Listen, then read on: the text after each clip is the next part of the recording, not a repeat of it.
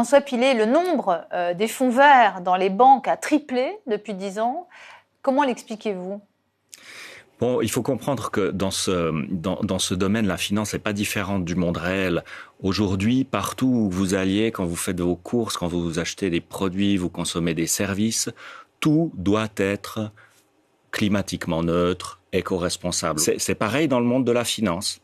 Imaginez un banquier qui est chargé de vendre un produit d'investissement à un épargnant, puis il vient avec 4 prospectus, puis il dit voilà, alors ici j'ai 2 prospectus d'investissement durable, et puis ici j'ai 2 autres prospectus d'investissement, comment les appeler ? Pas durable. On voit très bien que ça va pas. Donc c'est ce qui explique que les institutions financières, les banques, ces dernières années ont dû massivement réimpacter, transformer l'ancien en nouveau, en réimprimant des étiquettes, avec des définitions nouvelles. Et justement, on va revenir sur le manque de transparence, le manque de clarté dans certains critères avec vous. Mais j'avais une question pour Éric Heyer.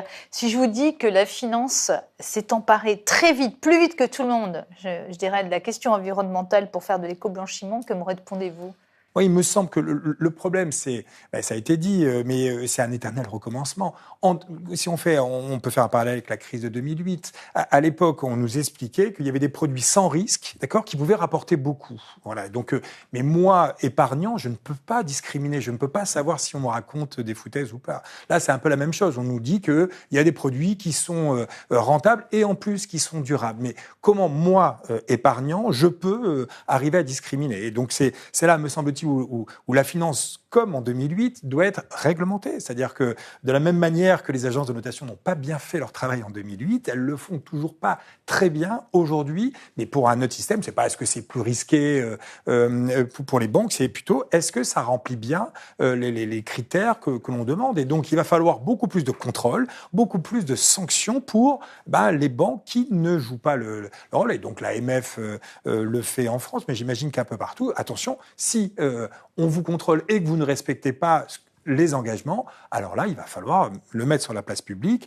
Et donc, c'est une question de réputation et de sanctions pour justement essayer, d'une part, les agences de notation le fassent mieux et que la finance se régule aussi par elle-même. François Pillet, c'est un problème de contrôle ou c'est que ces critères manquent de clarté, manquent de précision, ce qui permet finalement à des banques de classer vert des produits qui n'en sont pas vraiment, mais peut-être qui essayent de changer, d'être moins polluants.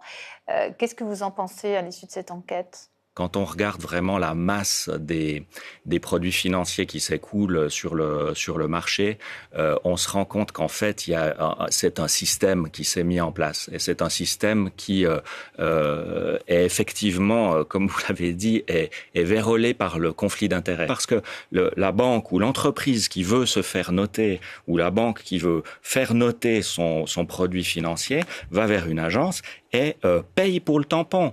Mais s'il n'y a pas de tampon, il n'y a pas de chèque. L'entreprise gagne pas d'argent. Il y a quelque chose qu'on a observé dans notre documentaire, c'est cet argument qui est vraiment très intéressant, qui est un peu à la base de tout ça, qui est de dire il faut financer la transition. Qu'est-ce que ça veut dire en fait ? Ça veut dire que on vous explique que si vous voulez vraiment avoir un impact avec votre argent, il faut l'investir dans des entreprises qui sont aujourd'hui très polluantes, mais qui font des efforts. Parce que évidemment qu'une entreprise horriblement polluante, je sais pas, on pense aux cimentiers par exemple, qui réduisent de 4% leurs émissions, ça va faire une différence gigantesque. Et avec cet argent, votre argent, il aura beaucoup plus d'efficacité là que si vous investissez dans des entreprises de panneaux solaires ou de permaculture. Et donc on peut entendre ça, mais cet argument, il aboutit à un retournement de la logique, justement, qui est de dire, en fait, si vous voulez investir de manière vraiment durable, alors il faut investir dans les entreprises les plus sales. Parce que c'est pour les encourager à faire des efforts. Mais il y a un problème de logique. Ce problème de logique, il vient de cet argument financer la transition. Et tout ça, je pense, est conçu de manière, assez volontaire et consciente.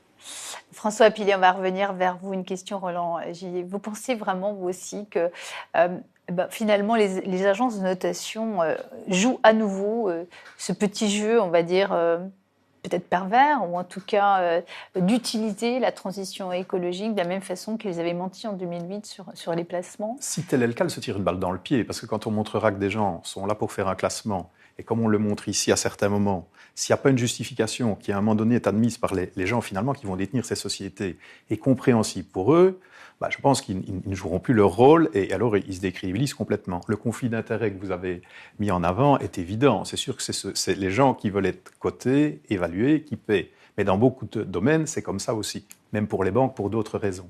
Mais par contre, il y a une chose que je voudrais quand même dire.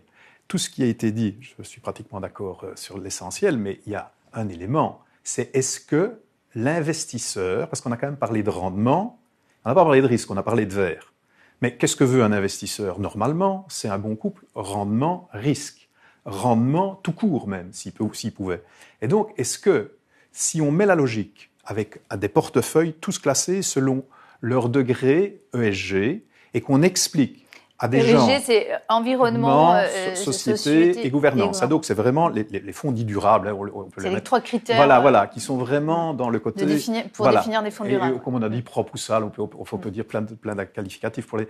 Mais si on met ce critère ESG en avant et qu'on dit à des gens, des investisseurs maintenant, écoutez, le fait qu'on investit que dans ces valeurs-là, qui sont vraiment sélectionnées va vous faire perdre en rendement. Imaginez, 2%, alors que vous subissez des risques équivalents qu'on aurait pu diversifier dans d'autres sociétés contenant notamment Total Energy. Est-ce que vous êtes d'accord?